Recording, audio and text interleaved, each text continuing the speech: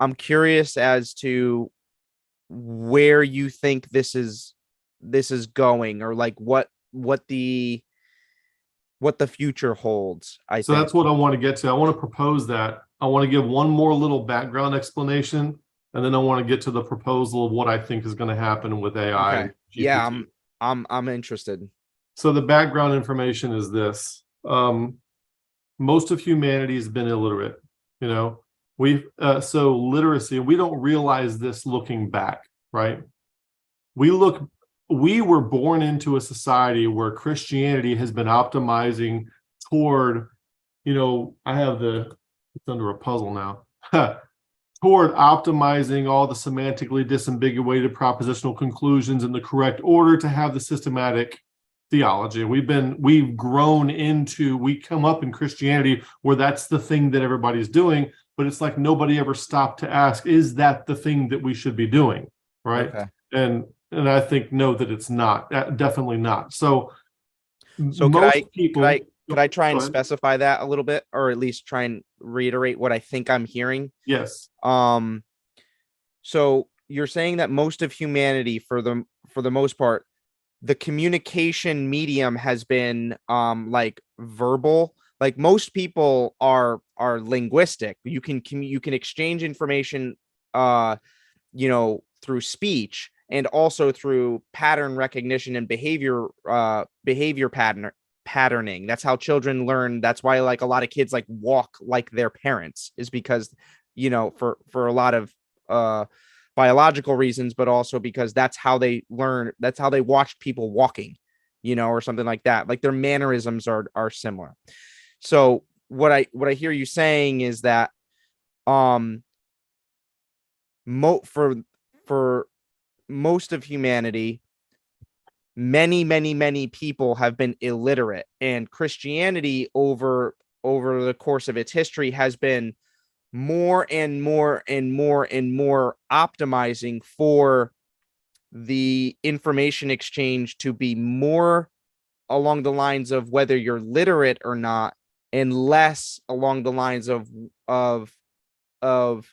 your ability to exchange like the deeper layers or more meaningful layers of information exchange, which would be through speech or bodily communication, or like what you can do in the or world, making wise choices. or you're right, or the pattern recognition of how choices are made. And so what you were saying was that the people are Christians are optimizing more for whether you're literate or not, and whether you can, how much information you can ascertain from, like, say, reading John Calvin, or reading even the Bible for that matter. Like, um, I I I think that the printing of the Bible, and the Bible being like um produced for the masses. What is it, John Wycliffe, who's like, I'm gonna put a Bible in the hand of every plowboy. Probably. Yeah. So although Or Tyndall, yeah.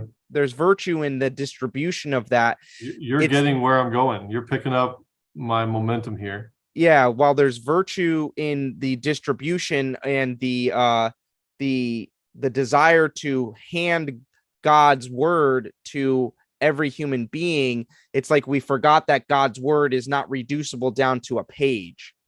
You know, Yes, that's exactly right. That's exactly right. So it brings us, so as history progressed, as you just said, the printing press gets introduced. And you could say that the printing press was the necessary precursor to the Protestant Reformation. Mhm. But it did some bad things too. The printing, with the invention of the printing press came the widespread of the widespreading of literacy. So when Augustine invented what later became Calvinism, it doesn't really have any place to live, because there aren't a whole lot, you see, there aren't a whole lot of literate people Oh, to capture all okay. the systematic of it, Wow. because Christianity is more practiced Wow. than it is affirmational beliefs, you see. Right. So I'm Right. going to church, I'm praying, I'm thinking about the Stations of the Cross, that kind of thing, and then there's some influence of the mystics and stuff like that. So all this is going on. Then the printing press hits, and then literacy spreads. And while literacy is so advantageous, there are some things, and I'm taking from Jordan Hall here, there are some things that it did that were not good. And basically what it did is it turned humans into mediocre computers. Okay. So Wow. now that we can aggregate information and people can read it, now I'm going to employ humans in the aggregation of information so that people can consume it. Wow. In service to the thing that I want them to be in service to. Right. So like the first time we used the word computers, they originally referred to human beings. Like if you watch the movie about NASA where they called, some people were employed as computers. All they're doing is math problems to do the Newtonian physics to get to the moon. So what I'm seeing actually is a frustration that I've had for years now that I'm able to have a further articulation of, just because of this notion that you've relayed to me. And what it is that I've found myself getting frustrated, especially with like fundamentalists, or like I guess you could just call them Bible thumpers, where they have a hierarchy of moral hierarchy set up, where if they can espouse, like if you were to have a conversation with them and they could espouse like more Bible verses than you, then they're a better person, they're a better Christian, they know the Bible better than you. So there's moralism attached to it. So what I'm seeing is that you're taking the printing press, basically carved out the landscape to where everybody could become really, really bad computers, because it's all a propositional medium of information exchange. And so what the image I have in my mind is like somebody, the Protestant Reformation creating a hierarchy of value where the person who can become the Bible as the book the most is the best Christian. And so what I've had conversations with Christians, I would say the person that could employ the Bible in service to the chosen ideology.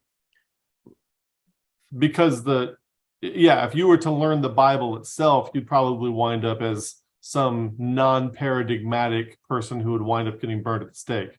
Here's a good example. Have you seen the Book of Eli with Denzel Washington? Yes, you know how he can recite the entire Bible from cover? Yes. Okay. Yes. It's like as if this is what the goal is to become a completely reduced and propositional entity. And so when you're having a conversation with somebody whose goal is that, like, I can recall conversations where I'd be having a conversation about something like the workday, and the person just spits out a Bible verse, like, no man liveth to himself, no man dieth to himself. That it was completely and utterly out of context. But it's supposed to substitute for an actual thought. Exactly.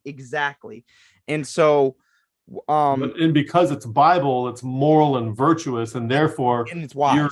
You're the devil if you say anything about the inappropriateness of having said that. Exactly. And so what I'm seeing is like the radical optimization of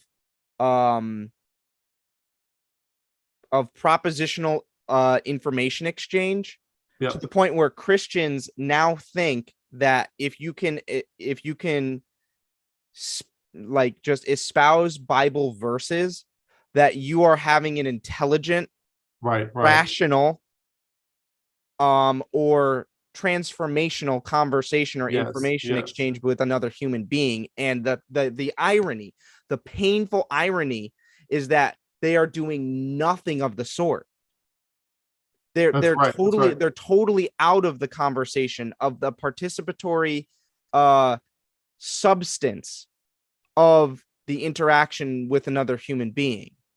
So when it comes to, somebody said word plus Bible lingo. So what that makes me think of is in an arena where propositions point to real things and they serve as the currency of knowledge because they can do that, Christians are using monopoly money.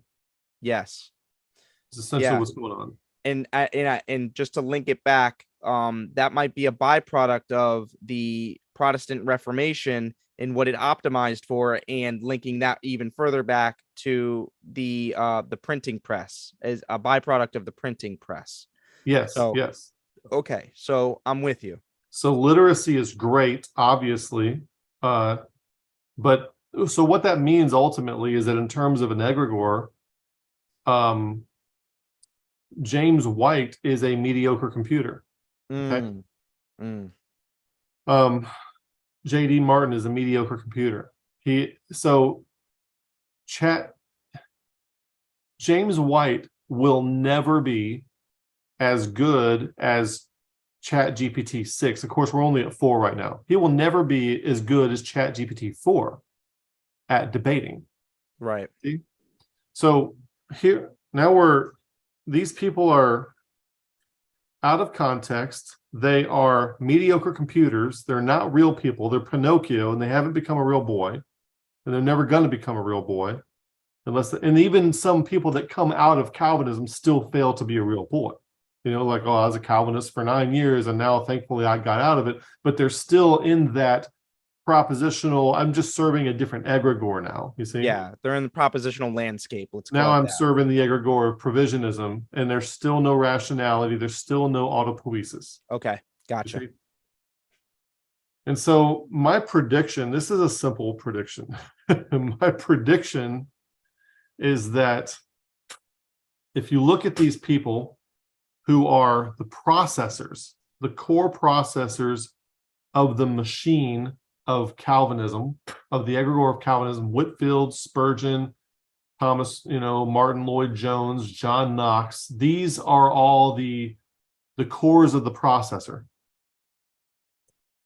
Instead of going to James White, here's what I think is going to happen. The average Joe who's now a Calvinist and has identified themselves with it and wants to defend it, and they're operating in service to the egregore of Calvinism, instead of actually educating themselves in the technical debt of Whitefield, Spurgeon, Jones, Watson, Knox, and whoever, they are going to just resort to ChatGPT.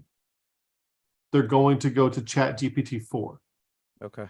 You see, and GPT 4 and 5 and whatever comes after it is essentially going to replace the human element of all the theological human characters. The human characters that we have out there. Yeah. So there will be no need for, if you're trying to affirm Calvinism, there will be no need for a James White anymore. If you're trying to go against Calvinism, there will be no need for a Leighton Flowers anymore, because all they're doing is formulaic processing of clever post hoc rationalizations optimized for a single goal, which is not autopoietic. Wow. And that can easily be replaced by a machine. Wow. And so this can go two ways. And the problem is this: for those of us who are actually trying to follow Christ as the way and become dynamically transformed, this is going to make the lowbrows of Christianity, I don't know what else to call it, so powerful and so persuasive that they are going to be able to overpower and overcome. Right. This is my fear. I'm not saying this is definitely going to happen, but it's my fear that they're going to become, because they already are much more powerful than that which wins at rivalry is better than something that's trying to explore and discover and invent. Yeah. See? Right. Is optimizing for command and conquer, Yeah. And you could say that Michael Jordan was better than, Kareem Abdul-Jabbar, but not when he was 12. You see? Right. So these things have to grow and develop. So these they already have what Jordan Hall would call the blue church. They already have a system in place of rivalrous, propositional, semantically disambiguated post hoc rationalizations to justify the egregore. And ChatGPT is going to bolster that and remove the need to hang on other humans for it. Right. Basically, it's basically just going to be a machine. And then those of us who are trying to actually follow Christ, my fear is that they're going to overpower us. My optimism is that maybe once they realize that the Leighton Flowers and James Whites of the world can be replaced by a machine, maybe they will realize that they've been aiming at the wrong thing the whole time, and they will stop doing it. Right. But I don't know.